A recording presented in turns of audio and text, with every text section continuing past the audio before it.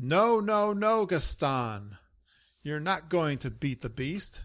You're not going to marry Belle, and you're not going to out-debate any 9-year-old girls. This is episode 40, No Villains Allowed. Only you heroes are welcome as we go Geekin On Walt Disney World.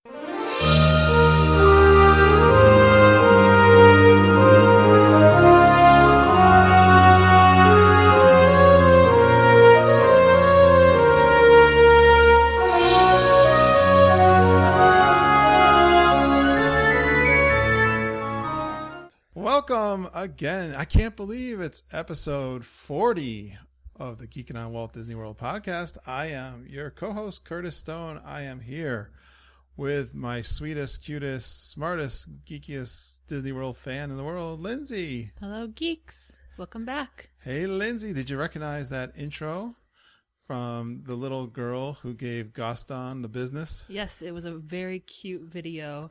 This little girl just standing up to Gaston and not taking any of his answers and just slapping right back at him. She beat him down. Oh, yeah, she did. And she wouldn't stop. And everyone was, and it was a good, 5-minute interaction. I think it's gone viral. Yeah. On YouTube. It is an awesome video. I did do the tweet and put it out there on the Facebook page. But yes, that was fun. That's where that intro came from. And we are here. And we are so excited to have one of our favorite guests and travel agent, Sara Chapman, is back. How are you doing, Sara?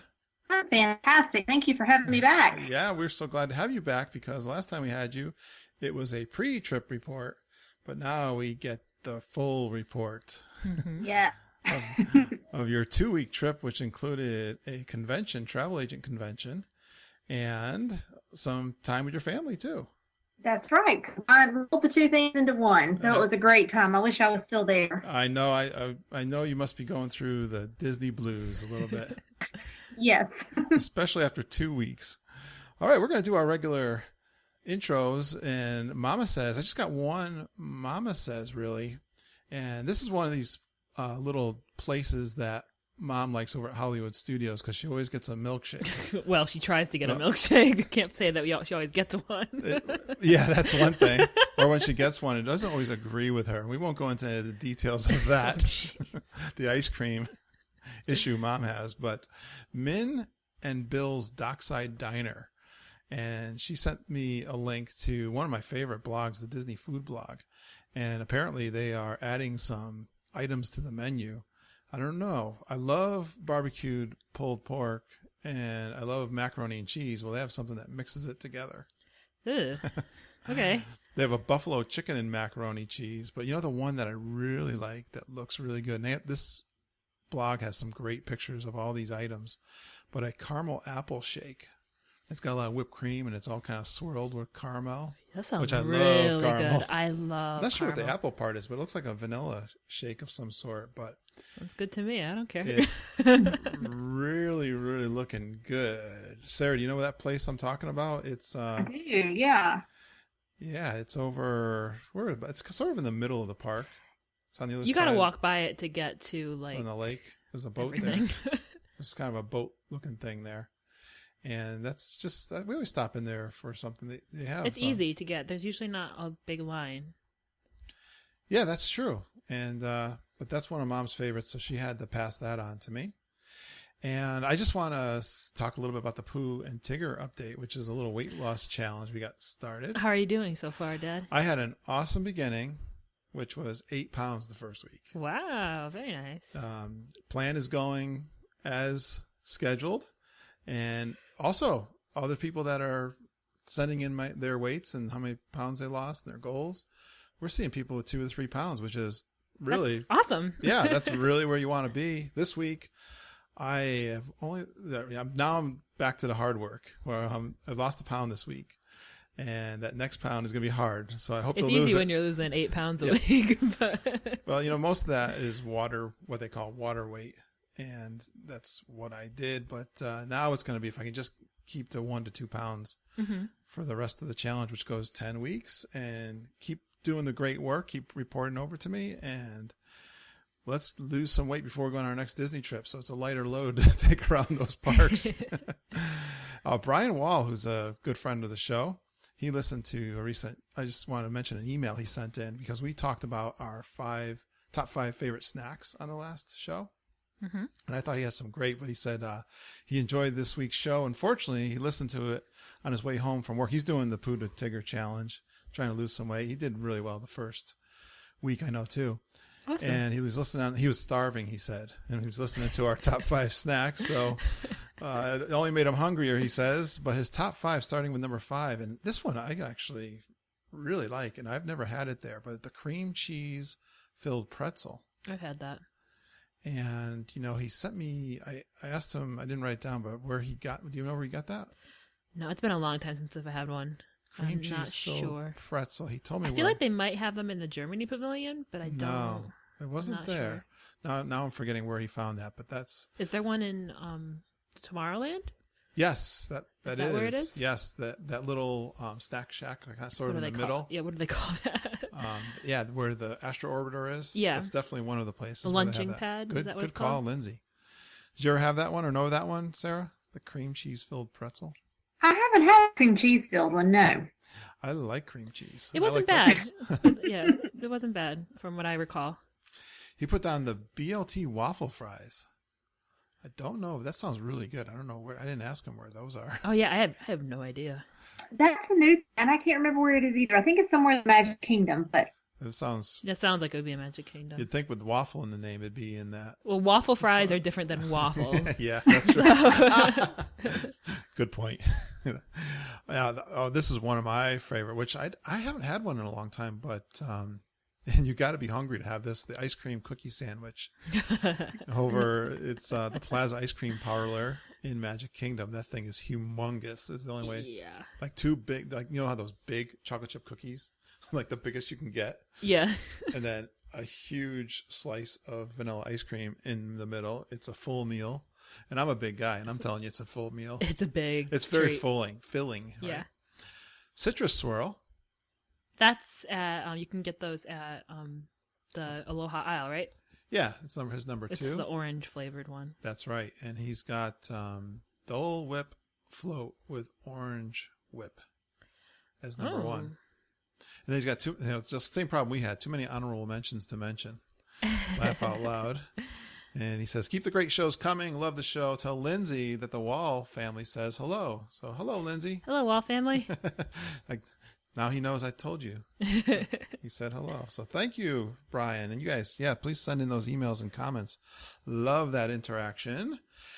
All right, Sarah, I told you that would be brief. Try to get through that because you got to have tons to talk about being down at the Disney World for 2 weeks. I'd love to take a vacation for 2 weeks. I guess part of it, you were on recon for your travel agency. Yes. There was definitely some research in it, but if that is what's required, I don't mind volunteering at all, anytime. Willing to go down there and suffer through that. Yeah. So sad that you had to do that. How many days was the conference? The conference itself was 3 days worth of sessions. Okay. And the other thing you did was stay at several hotels. Yeah. I know did a lot of hotel hopping. The first night that I arrived, we took a tour and stayed at the new Four Seasons over in Golden Oak.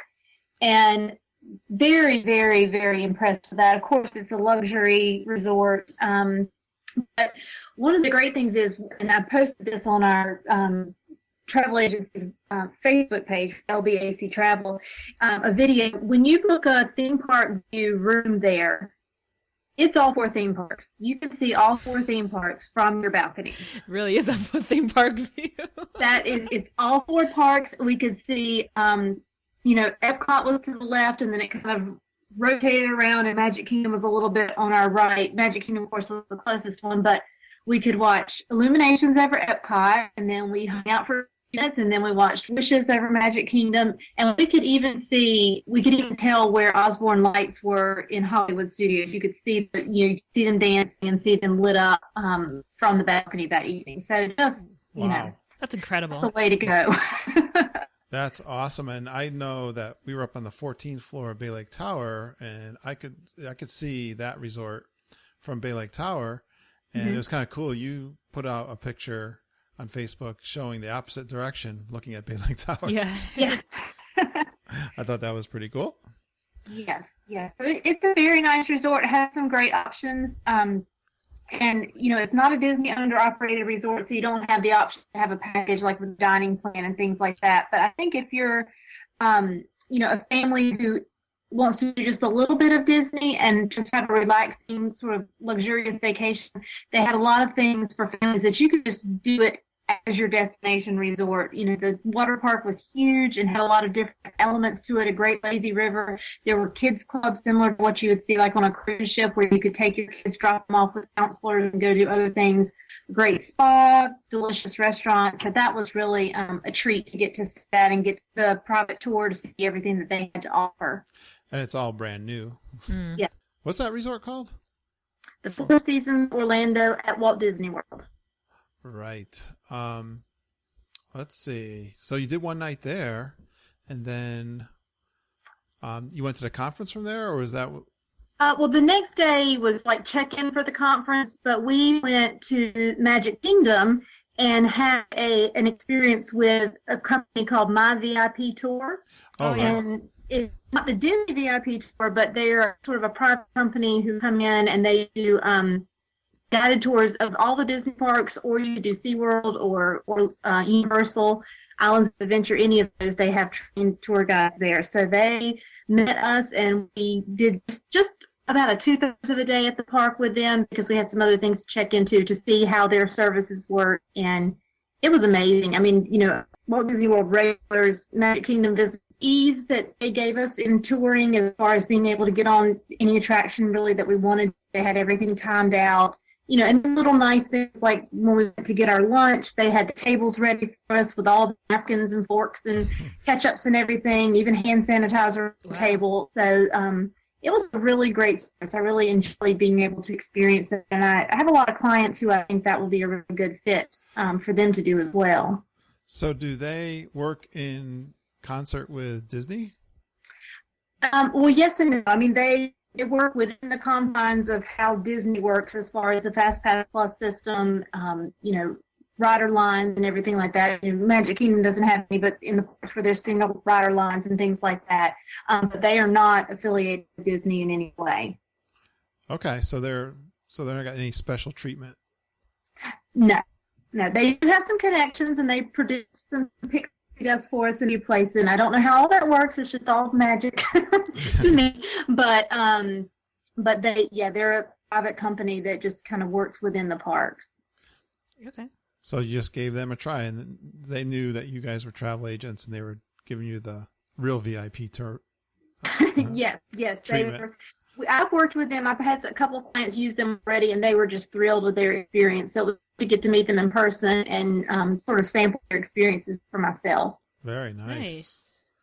All right, so that was before the conference started, and what did you do? Yeah, then we moved over to Coronado Springs, which was the conference resort. Of course, it has the convention center there, and we checked in there to get our rooms, and we went to Mickey's Very Merry Christmas Party that evening, which is the parade and the fireworks are the main attraction there. They're really great. I prefer the Halloween party over the Christmas party, but I think the Christmas party is still just really well done. Yeah.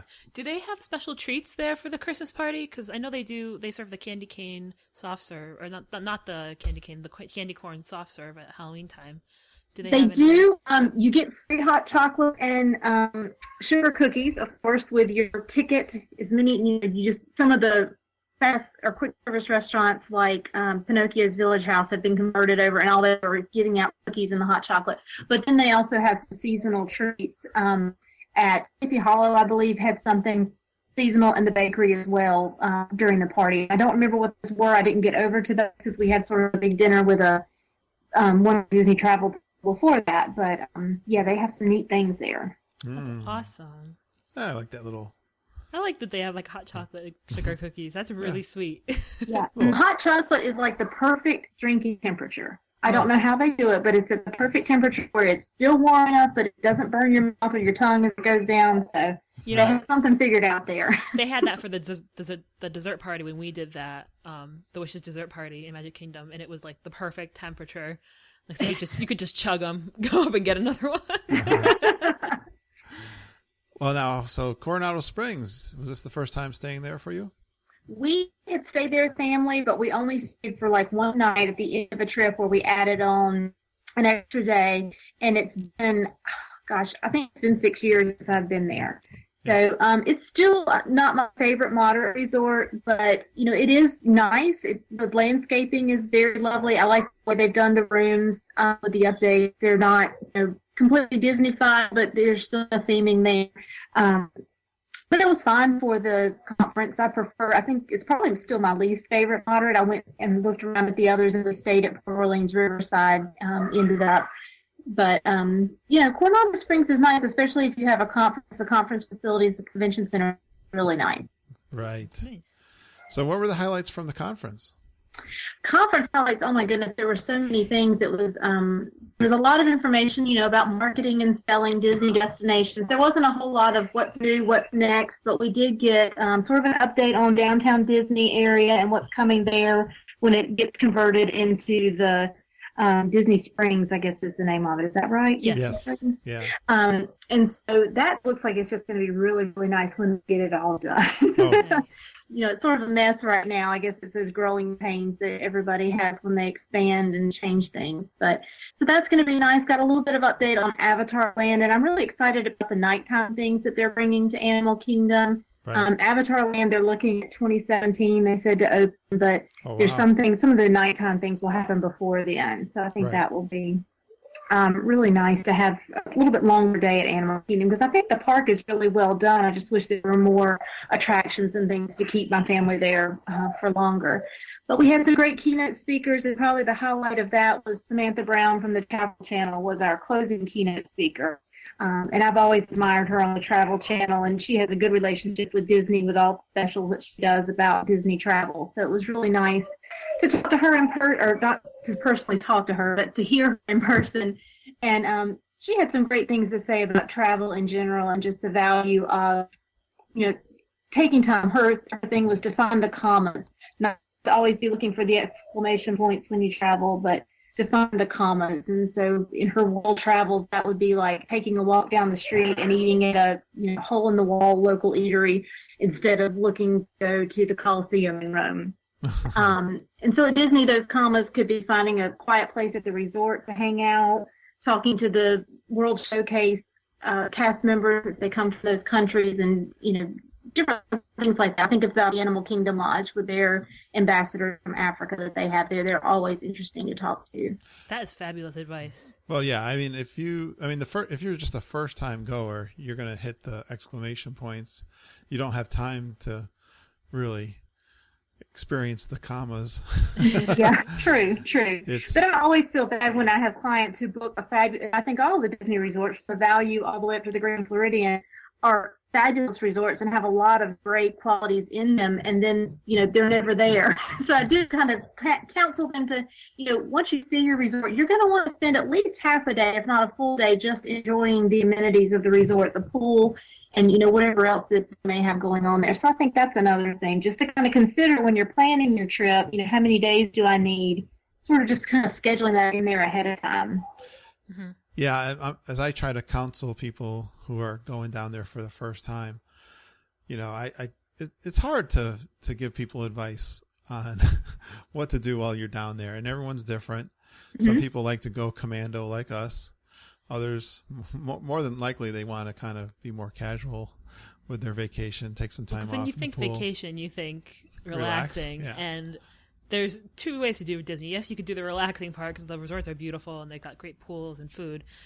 But then there's, like we said, the commando mode, which some people don't expect there to be because, it's just an amusement park, but it's really not. The word that came to mind, I'm counseling this woman I'm working with at work. She's got a 7-year-old son that's going to go soon in June, and overstimulation is the word we were saying. Mm-hmm. is what's at Disney. But I totally agree with you. When we go now, I'm always looking for something a little, different or relaxing.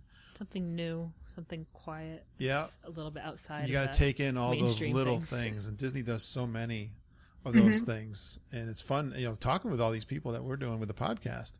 I'm constantly learning something that I want to go try that. But like you said, it's these little things that make the pixie dust. The cream cheese pretzel. Yeah. We're definitely going to try next time we go. I'm always learning new things. All right. How many people were at the conference? I don't actually know. I believe there were 500 invited, something like that. Yeah, that's pretty good size. But there weren't that many that were actually attended, I don't think. But the main room was pretty large, and it was full of people. So it was a pretty big conference. Nice. Very good. So you got something out of that, then I take it.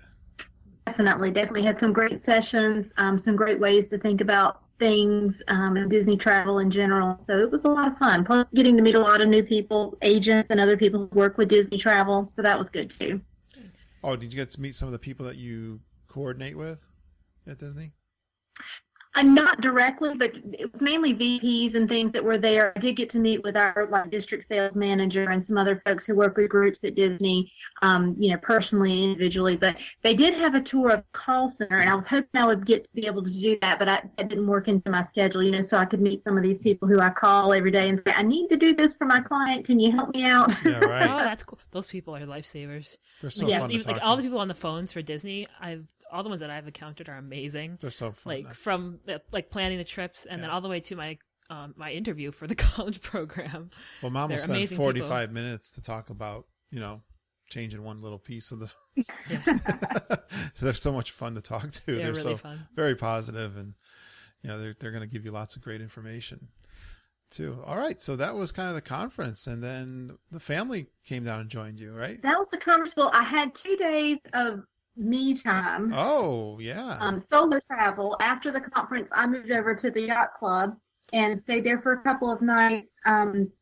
Just hit some of the parks. The first day I went over to Magic Kingdom, I believe it was, and just did some things. Did lunch at Be Our Guest and did the parade, just kind of some fun stuff. Did the Jingle Cruise, which I think I ended up doing that maybe 5 times. It's so funny. I love it. I'm a big Jungle Cruise fan anyway, and then you throw Christmas in there, and it's great. You were by yourself? Did my downtown Disney shopping without anybody there saying, can we go now? Are you done? Are you done? Can we go? Yeah, yeah, that's a great thing. And were you all by yourself, or did you have some of the agents with you? No, I was all by myself. The other agents went home, they left, and it was fabulous. I was a little nervous about being there solo, but it was great. And then one of the days I went over to Discovery Cove, that's operated by SeaWorld, where they do the dolphin swims, and had a tour there by one of their representatives to see what they have to offer. And that's an amazing place too. That's somewhere that I think is on my bucket list now. Just a great. Really, there's a lot of value there, even though the price looks pretty high when you just look at it. It's an all-inclusive day, so all of your food is included. You could be there from opening to close, do your dolphin swim. There's snorkeling, there's lazy rivers, there's just all kinds of beautiful places to hang out. There's an aviary. So that was a really neat place, and it was good to see that in person without actually doing the swim, but getting to see everything that they have to offer. Well, we're big animal fans, so I think hanging out with the dolphins would be awesome. Yeah. They're fun to play with. Mm-hmm. Mm-hmm. So you did that one all by yourself. Did that by joined some agents from another travel agency who were doing the tour as well, but yeah, I was the only one from LBAC Travel. Some of our other agents did it earlier in the week, but I was in the conference during that time. Sounds like a relaxing day. It was nice. Came back and went over to Hollywood Studios and had dinner at Brown Derby and just hung out watching the Osborne lights. I love the Osborne lights. Love them, love them, love them. Well, Brown Derby's no shabby place. That's a good place to have dinner. And it was good. It was good. And it was just me, so it was affordable. You went all out, right? Yeah. I got the Cobb salad, Oh, yeah. Did you get it as an appetizer or as a meal? Because last time I went, I had it as a meal because I just knew it was going to be really good. Yeah, I got the larger portion. Yeah. It was so good. That's a good salad. Yeah, the Cobb salad is the famous, what they're known for. It's their dish there, yeah. What they're famous besides their for. desserts. Mm-hmm. The Cobb salad and the grapefruit cake are their two sort of signature dishes. Yes. So you sat by yourself there at a table? There's no bar there or anything? Yeah, I was a little, I didn't think there. I would make, and I didn't think I'd make any dining reservations because I figured I'd just grab something and walk around with it. But I decided, that was nice just to kind of sit down and take it all in. So yeah, I sat there all by myself and ate my salad and Instagrammed pictures of it. You're brave. Or had you eaten there before? I had eaten there before, not in the restaurant, but my oldest son and I did lunch with an Imagineer on one of our trips. So we had eaten there for that. Yeah, I thought about doing that. I almost did that for our 25th wedding anniversary because I thought my creative kids would have really enjoyed that. Lindsay Sarah, I just said to Lindsay, I just had this epiphany driving to work, and I said, you know what, Lindsay, now she's going to the college program, and she's got a technical brain, and she's got an imagination and some creative talent. I was like, you should be an Imagineer. And I came home and told her that, and she goes, of course, that's what my whole dream is, to go down there. That's why I'm doing the college program. Oh, okay, never mind. Yeah. That's what my son wants to do. That's his ultimate goal. Of course, he's a sophomore in high school right now, so he has a little bit to go. But that was his birthday present. We did the lunch with Imagineer, and I highly recommend it. So next time you go, see if you can get in there for that. The food's great, and we had a fantastic Imagineer the time that we did it, and it was just, I think it lasted 2 or 3 hours, but it was fascinating the whole time. Yeah, neat. That's a long time to hang out with someone. Sounds like a great idea. Yeah. And especially for you Disney geeks that want to learn about the inside. Yeah. Story. And really get a personal spin on it. That's it. A personal touch. Yeah. All right. So what else did you do there in Hollywood Studios? Hollywood Studios, I did the Great Movie Ride, one of my favorites. I think that might have been the only attraction I did. And I did the Frozen sing-along. Forgot. I had to do that before the boys came down. I had to do that by myself. So that was really good. It was really funny, and I was surprised at that. I hadn't watched it like on YouTube, but I'd seen some reviews of it online. And so there's definitely some humor there that helps entertain the adults, even those that may have been dragged along by their children who wanted to hear Let It Go and Do You Want to Build a Snowman. But it was a really good show. I liked it. I think that was the consensus among at least me and my dad, that the best part of the show was the storytellers, the historians, the Arendelle historians. Uh-huh. Yeah, I know the entire time I watched them instead, because I've seen the videos a million times of the movie, like the clips of the actual character singing. But watching them act out everything and mouth along the lyrics was just a gem. It was such a delight to watch them. Better than even the actual having characters on stage, the actual face characters, I think. Mm-hmm. Say. Yeah, it looks like one of those, I like when Hollywood Studios does this a lot, where they have a movie that's popular or something they're marketing, and they have some kind of thing going on, like they had the Pirates of the Caribbean section over there, but there's something going on, and you think, well, this is like a little side thing, right? And then we go in there, and they just really plussed it with those actors. I thought they did a really nice job. They were just, they were just awesome. They were the show. Good. They were the show. They were very good. Yeah. I thought they were hilarious. I loved, of course, anyone who listens to me knows. And if they listen to my intros, I love goofy humor. So, but it was it did have like that. It was that kind of humor that if the kids wouldn't get it, it would just go right over their heads. But all the adults got it, which is the best part. Yeah, this part's for the adults, and then because the kids don't know. The kids are there to see Anna and Elsa. Totally. Yeah, they're not paying any attention to that. There were a couple ones that we were like, wow. Yeah, that was good. Yeah. It was a good show. I was very impressed with how they put all that together. Exactly. So I was very pleased that I had used a fast pass on that and was able to do it without anybody complaining about listening to Frozen music. Because with an 11 and a 15-year-old boy, they're just really not into Frozen anymore. Right. Good job. All right. What else? After that, my family came down. They drove down and met me, and we went over to Universal for the weekend. But our first stop after we checked in at our hotel there, we actually went over to SeaWorld to see their Christmas activities. That was a very last-minute addition to the schedule, but we didn't get to see as much as we wanted to there. We got there a little bit later, and we missed out on getting into one of the shows that I was hoping to get into. They have an Elmo Christmas show that I was hoping my 3-year-old would be able to go see. But we didn't quite get into that, but they have some great, great shows. They have The Greatest Story Never Told, which is sort of the telling of the nativity, the Bible story of Jesus' birth. from the animals' perspective. And then at the end, they bring in all of the live animals that probably were at the nativity and probably weren't at the nativity. There were all kinds of animals there. So that was really well done. And then we did their new Antarctica ride, which was really cool. You end up at the penguin habitat from that. So that was nice. Mm-hmm. And then they have ice skaters, they have trees on the water, they have a Polar Express thing, fireworks at the end of the evening. So it was really well done. I was pleased with that. They have a special Christmas Shamu show. We didn't get over to see that either, but they have a lot of Christmas things added into their normal repertoire, and it doesn't cost any extra, even though they're open into the evening, and a lot of these things take place sort of after the normal regular closing time. It's all just your day ticket to SeaWorld gets you into those, so it's not an additional expense like Mickey's Very Merry Christmas Party. That's really cool, because I wouldn't have expected them to do anything. Yeah.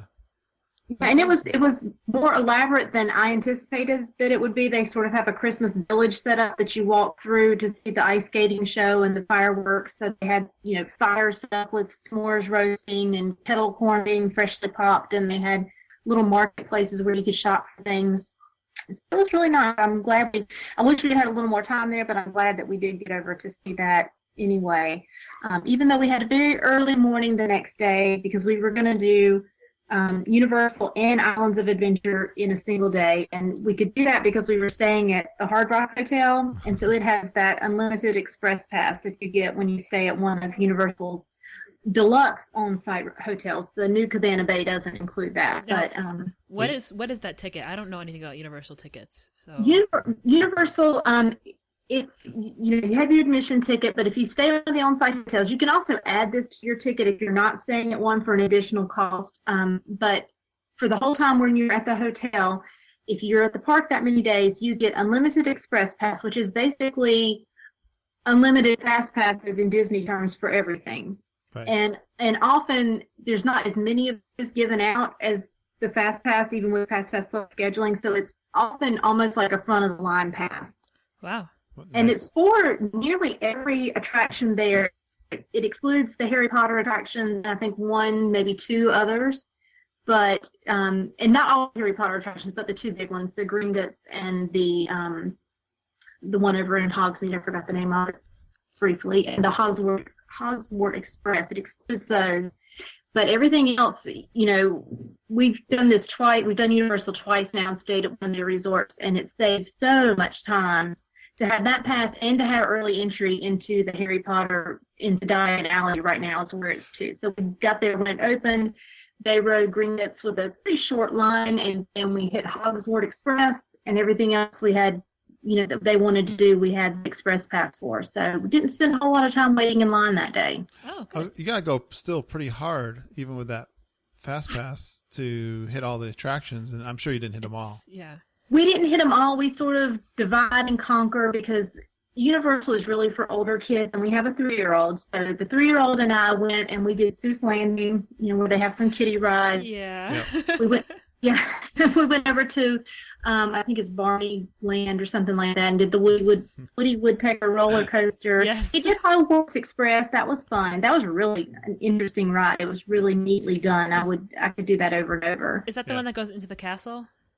That one is the train that goes between Diagon Alley and Hogsmeade. Okay. So you get on the train, and there are projections in the window that don't look, it looks real. It doesn't look like projections. And then there's shadows on the glass that look like people are walking through the train hallways saying things. It's really, really cool. That sounds awesome. Yeah, very, very immersive. Both of those Harry Potter lands, and I've never read the books. I've never watched the movies, but they're really immersive environments. You really feel like you are there in the middle of it. So we did not do everything. My boys are not huge thrill riders. My husband did ride the Hulk coaster. I can't remember, they did Transformers, I think, but they did most of the stuff, and there's 2 really wet rides in Islands of Adventure, and they did one of those. They saved it for the end of the day. It came back to the hotel. We rested for a little bit, then we went back for the Cinematic Spectacular, which is their evening fireworks thing. Oh, I've never, we went years ago, but I never went to the fireworks. I didn't know they had fireworks. I didn't know they had fireworks. Well, it's kind of like Phantasmic, I guess, would be the or maybe the Lock Illuminations, but they have screens, water screens, where they show movie clips and have lasers, and then there's fireworks too. Is it over like the lake there in front? Yes, yeah. yes. That's cool. Well, I like hearing about Universal. I don't know anything Yeah, I about know. Universal. I really want to get over there. I know Lindsay will when she's done. I'm definitely going to go over there.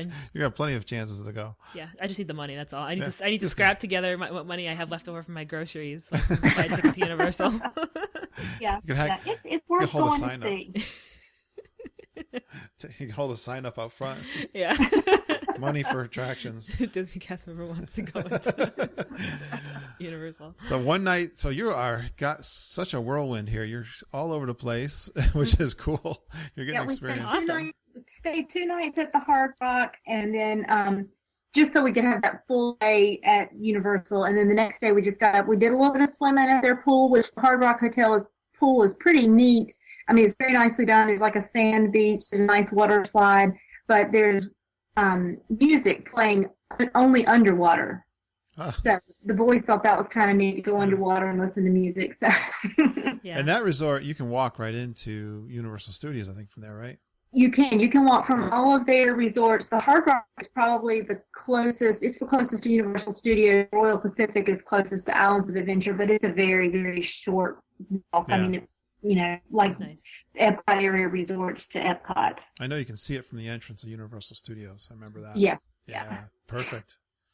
All right. Are you going to go to Disney at all with this family? Yes. Now we're going to Disney. We had to say Disney for last, but we knew that everything else is a letdown after Disney. So we moved over to Port Orleans Riverside. That was our hotel for the week.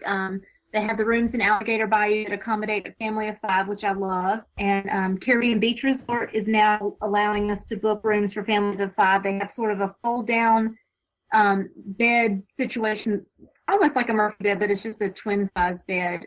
So those are great. And we love, love, love Port Orleans Riverside. Yeah. So we went over to Animal Kingdom and did safari and did some Expedition Everest, and I think the boys rode Cali while I took Carson over, my 3-year-old, over to ride Triceratops Spin and do all those things and meet the characters and that kind of thing. We didn't stay there long, though, because that evening we were going over to the Gaylord Palms to do their ice event. Oh, okay. Yeah. Yes. Yeah, and I just posted an article over on DisneyDining.com about our experience there. I'd heard about this event for years, and everybody raved about how neat it was, so I really wanted to try it out. And it really was. I mean, the resort itself is gorgeous. It's, like an atrium type feel, and then there's a Key West area, an Everglades area, a St. Augustine area. It's like you're outside, but you're inside. But then in their convention center, they have this Christmas town set up, so they have a place for kids can do gingerbread cookies with Gingy from Shrek, and then they have a shopping area, they have Santa Claus, and then they have the ice exhibit. I guess it's an interactive exhibit to some extent, and it was just beautiful. I'm trying very hard not to say that it was cool. Okay, we like puns. Yeah, but it's 9 degrees in there Fahrenheit, so they give you parkas to put on. Of course, we brought all our heavy winter stuff and put that on, and then put the parka on top of it. It killed my camera battery. The next day my camera wouldn't turn on. I was freaking out, but I had another battery, and it worked. So however cold it was, it just killed the battery. But wow. The ice sculptures were gorgeous. It's tinted ice, and they're done by artisans that come from an area of China near Siberia. And so this is sort of a native craft for them, and they bring them in and they carve the ice. It was a Nutcracker theme this year, so it was sort of walking through the scenes of Nutcracker carved out of ice. And then they have an area that there are slides made out of ice, which that was a lot of fun, up and sliding down the slick ice. We all enjoyed that, from the 3-year-old all the way up to the teenager. So that was fun. And then they have an area where they're actually doing this, where they're actually carving some of the ice that you can stop and watch them do that. Nice. We had all the ice we wanted to have this week. Yeah, we're done. Yeah, it wasn't even that icy. We're so done with it already. Wow, that's awesome. That's a little, something people might not even know exists. I know I've drove by it going to the airport back from Disney. I had no idea it existed. Yeah, I mean, it's awesome. Amazing how many different things there are to do in that Orlando area. Which, yeah, you're right. And apparently some of the other Gaylord resorts throughout the country do this ice as well. I know the one in National Harbor up Baltimore, Washington, D.C. area has an ice exhibit. One of my friends went there and she was posting it on Facebook. I was like, I was just there at the other one. I didn't even know they did it, at other resorts. So I don't think it's all of them, but some of the other ones have it as well.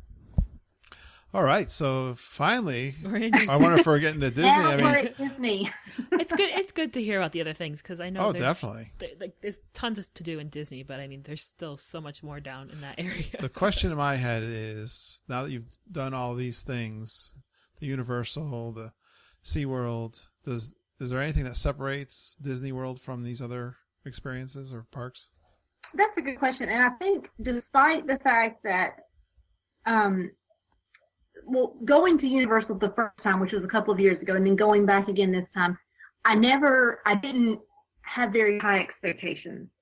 And Universal did exceed my expectations as far as level of service and the immersive atmosphere, the attention to detail, especially in the Harry Potter areas. Some of the other areas, like Toon Lagoon, I think is what they call it in Islands of Adventure, and the Marvel Hero Place, that wasn't as much detail nearly. But the two Harry Potter worlds were just incredible detail. So yeah, I've heard that part was really good. But yeah, I mean, Disney is about the details, and you notice that. You notice, the theming in the restaurants and the storylines that carry through. Yeah. So that's the difference to me when I go to Disney, is that I'm completely immersed. There's a storyline, so it's all believable. It's not sort of a facade, that it's just a ride facade. There's a storyline, and it all just sort of meshes and goes together. Do you notice service level or friendliness level higher at Disney than the other places? I didn't encounter too many SeaWorld employees that evening. We weren't doing a whole lot of stuff. The ones who were there were great. Yeah. I really didn't notice a big difference. I did notice at the resorts the staff was friendlier than, say, at the Hard Rock for this particular visit, for the ones that I encountered there. But in the parks, the Universal staff was really on top of their game. I think with this sort of revigoration of the parks with Harry Potter coming in, I think they've all sort of stepped up their game and know that they can come closer to Disney now. I'm not saying they are Disney, but their service level was pretty high in the Universal parks. I think the competition's good. Yeah, like I think we all benefit from that. Yep. Especially with that Harry Potter world. More to see. Yeah. All right. So what were some of the highlights of the family being there and doing your Disney thing? Our family Disney, Tuesday, apparently there were I heard the word cyclone in the Kissimmee area, and I've heard people who live down there say that Tuesday was the most rain they've ever seen outside of a hurricane, and we were at the Magic Kingdom. I had no idea that there was I kept getting warnings on my phone that there were tornado warnings, but I would check the radar and it didn't look, that bad. We had some storms, so we went to Carousel of Progress, which is one of our favorites anyway, and sort of waited out the storm in there. We did Hall of Presidents, things that would be inside for an extended period of time. We got there early enough that we were able to do some of the outside coasters before the rain and storm started, that that they would shut those down. But it was we were completely soaked with raincoats and ponchos and everything on. Anyway, we were soaked to the bone. And puddles that were like a foot deep, literally, in places in the park. So, wow. It wasn't that crowded that day. Yeah, right. The crowds weren't bad. We stuck it out. We ended up making a lunch reservation like an hour before lunch at Liberty Tree Tavern, because I just figured I didn't want to have to compete with people to get a table at counter service if they were in there trying to wait out the rain. So we had lunch there. That was good. And then had dinner at the Plaza that evening. But we had a good time that day. It wasn't, it was foggy. And, probably if I realized there were like tornadoes in the area, it wouldn't have been quite so much fun. But we survived. We did Epcot the next day, and that was the day that we tried the Teppan Edo at the Japan Pavilion, and that was a big hit for everybody in the family. They enjoyed the the hibachi style cooking in front of them and enjoyed the food. So that was a first for us at Epcot that we enjoyed. And of course, Epcot is probably, I think I've said this before, it's probably our favorite park. The Magic Kingdom and Epcot are pretty close to a tie, but being able to find some of those calmer moments in Epcot maybe set it apart a little bit. Yeah. Thursday, we spent Thanksgiving at Hollywood Studios, had lunch at the 50s Primetime Cafe, which is one of our family favorites. How was that on Thanksgiving? It was good. They had a Thanksgiving platter, and it wasn't as spectacular as I was hoping it would be, but my husband got the fried chicken, which is our normal order there, and it was fantastic as usual. He let me share a little bit of that. But that was a fun day, and then we stayed to do Osborne Lights, and I was a little afraid to leave. It was getting a little crowded, so we just stayed through the day and did the Commando style that day and did Osborne Lights for the evening, and that was fun. And they had some Thanksgiving entertainment there. They had a special parade in the morning with some high school bands. They usually do those over at Magic Kingdom, but they had a whole group that came through and played carols and then played them together right around the Sorcerer's Hat. So that was a neat addition for Thanksgiving to have that going on. I talked to a friend who was down there from work. He said he wasn't like a geek Disney fan, but his family was going down there, his extended family. And he said on Thanksgiving, he was there Thanksgiving weekend, and he said they got fast passes, but they still were like a half-hour wait with the fast pass. Did you encounter that kind of thing? I don't think there were any attractions that we waited a half hour for with our fast passes. But it must have been crowded, though, right? That weekend. The weekend after Thanksgiving, yes. And the funny thing is, the place where I noticed the crowds were the restrooms. The Disney restrooms are like humongous, and they just keep going and going and going. But there were lines at the ladies' restrooms, even at those humongous ones. So that was where I noticed the lines more than any place else. You didn't get the fast pass. Yeah, right. Yeah, I wish we could book fast passes for the bathroom. I really do. I don't know that I can't think of, unless it's an event that's going on. I think. Well, you're also a dude, though. So there's never a line. I often go in there, and there's, if we're early in the morning, I like it when there's not a soul in there. It's kind of funny to be in a theme park and not anybody in the bathroom. Yeah. And there were not lines at the men's rooms. It was just at the ladies' rooms. What are they doing in there? I don't know. You know how us girls are, but it was funny that and I've never seen lines. And we've been there over Easter week, and I didn't notice lines in the restrooms then, so it was really kind of strange. But that was where I noticed it, was at the restrooms. Well, that can be a painful experience. Yeah. Tell me about it. But so after Thanksgiving, on Friday, we went back to Magic Kingdom and had a great touring plan. It opened at 8 a.m., and we were there slightly before opening, and we were done with everything on our list, plus a few things. Right after lunch, we had one fast pass right after lunch for Seven Dwarfs Mine Train, and we'd done everything and then some. So, I think the lesson, if you're going on a crowded holiday time, especially with Christmas and New Year's coming up, is to get there. If the opening is 8 a.m., if the opening is 7 a.m., still get there, 45 minutes, at least half an hour before that opening time, and you'll be good to go. Have a good Fast Pass Plus plan in action, and you can get everything done. I mean, we didn't wait for hardly anything. I was a little disappointed because I wanted to wait for Peter Pan and go through the new queue that they have set up, and there were so few people when we got there that we were bypassing that. Oh, yeah, so you missed that. But this article that Lindsay and I are going to critique, I know it talks about the frustrations of crowds, if I remember, but that comes from people who don't know what they're doing. I mean, I know the crowds. I really think the crowds have gotten larger over the years. Mm-hmm. And you certainly must know how to work the crowd and the strategies to beat the crowds. And I think you really need to go into expecting there to be crowds and lots of waiting. Otherwise, you're going to be disappointed because you got to go in the right frame of mind. Yeah. If you're going to get all frustrated with people, you're in the wrong place. You might feel a little disappointed. Yeah, and if you're not willing to if you don't want to commit the time to do the research to figure out a good strategy and how to go, what to go to first, not to put a plug in there, but a travel agent can help you with something like that, or an itinerary planning service. If you don't want to do it yourself, that's another good route to kind of help you mitigate the crowds. Because I had 2 other families there that week who are very good friends of mine that live, go to church with us, and both of them have said, they had no problems. Right. So I think that's the key. They know what they're doing.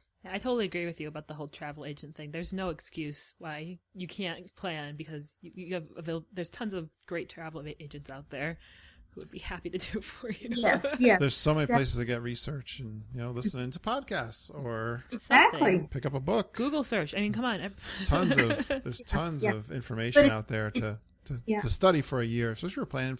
A lot of people plan for a year. Just gather a lot of information. Yeah. All right.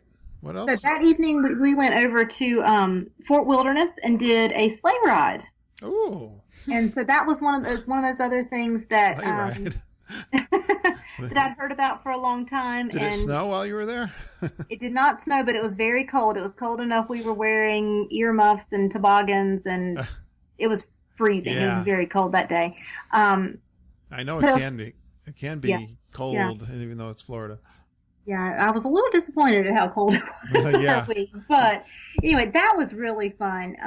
I would recommend that to anybody. The people who are staying at Fort Wilderness decorate their campsites with all kinds of lights and decorations, and you sort of go through their horse-drawn, quote-unquote sleigh with the jingle bells on the horse, the sleigh bells ringing. So that was really a neat experience. That was a surprise for everybody except me. I didn't tell anybody about that. So that's kind of one of those things like you were talking about earlier in the podcast, finding something new to do each time, something that kind of takes you into a different part of Disney, gives you a different experience. That was one of our things for this trip. I never heard of that one. Again, I learned something. So it's horse-drawn, and how do they pull a sleigh with no snow?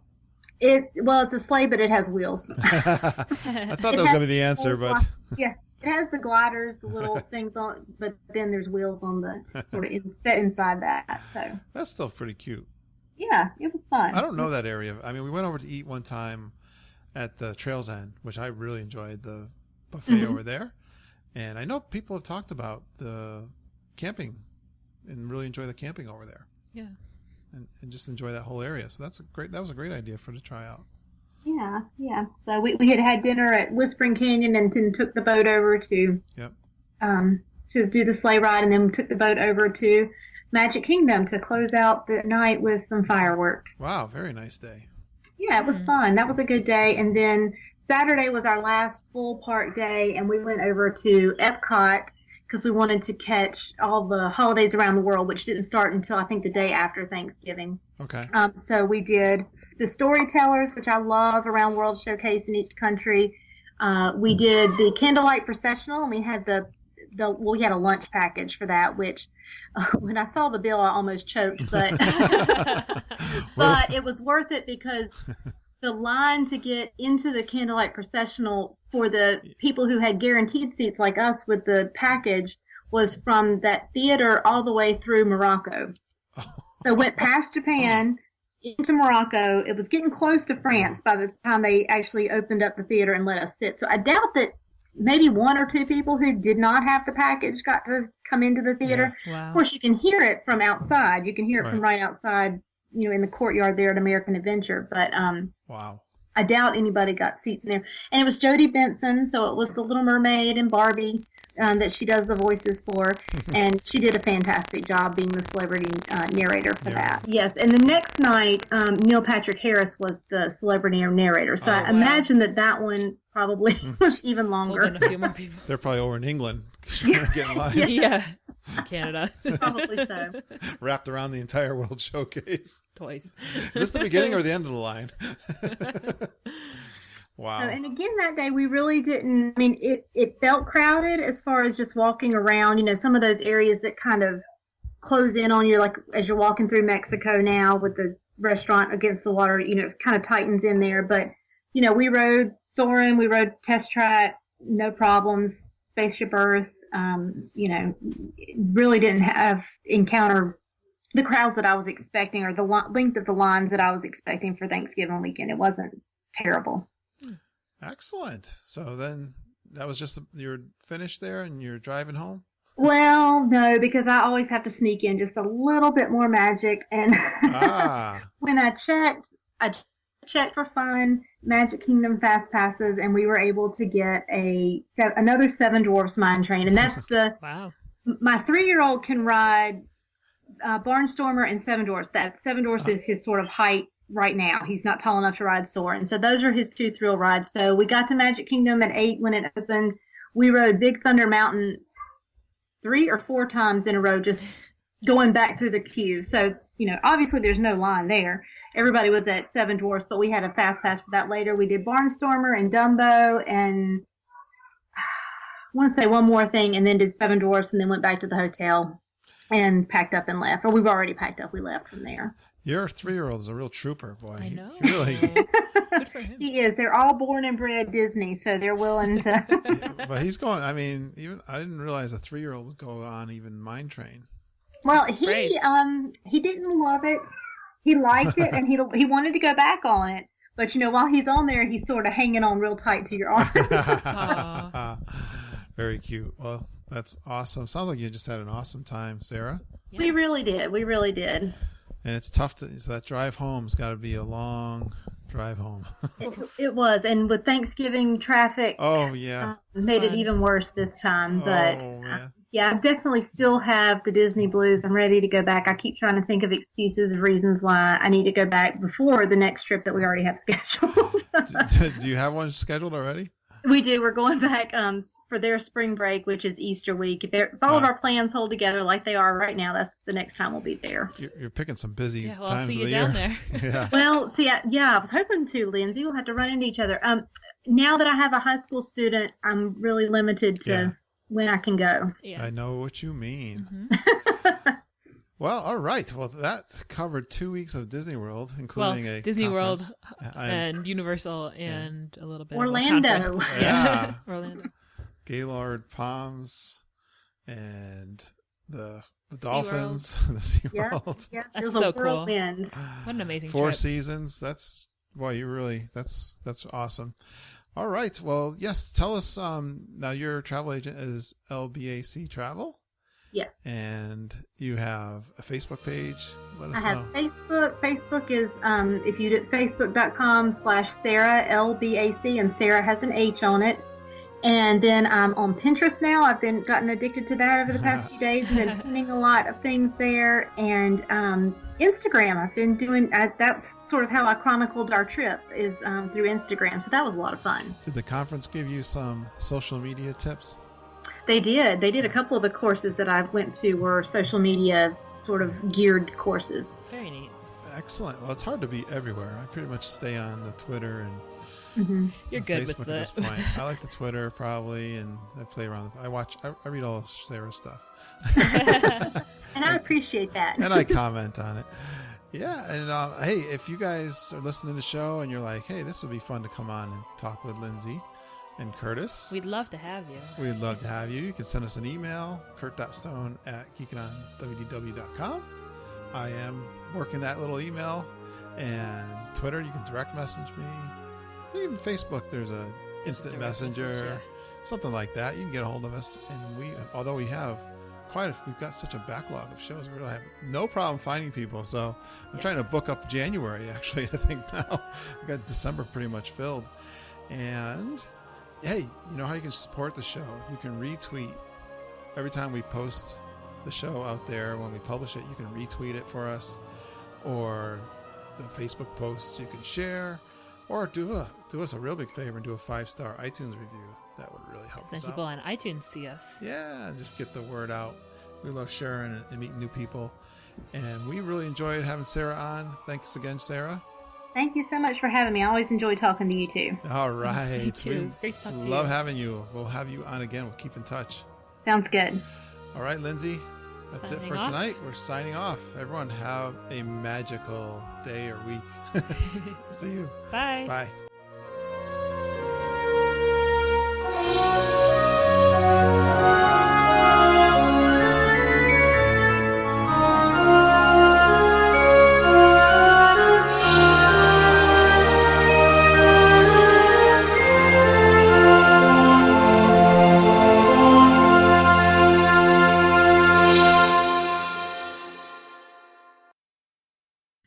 it's worth seeing especially if you enjoyed Big Hero 6. Of course. Oh, and my intro is all about that. Did you see that little Gaston, the little girl in the Gaston video, Sarah? Yeah, I did see that one. Hilarious. Yes, so that's going to be kind of the opening. We can chat about that. And I didn't care for that Gaston. I've seen better Gastons. Yeah, you were saying that. The one we saw when we were there was excellent. Yeah, he was great. He was great. I mean, this guy had good comebacks. It's not that he wasn't sharp. It was his voice was weird, and it sounded like he was trying too hard to get the Gaston voice. Like it wasn't natural. Yeah. Yeah, the other one was the real one. Like he was like that was like his voice, and like that's just the way he talked, and it was like he fit perfectly. That should be the intro for the one where we're gonna rip that article apart. Yeah, I can't wait to do that. We gotta maybe do that soon, actually. Yeah, there's an article that does really. It's just mean to Disney World. This person just doesn't get it. We didn't like it. I think they were. She claims to get it, and she doesn't get it. Yeah, I can't wait to do that. We gotta do that one soon. All right. What's that noise? My computer. Oh, it's the fan. Can you turn it down? You can't. No, it's my fan. Oh.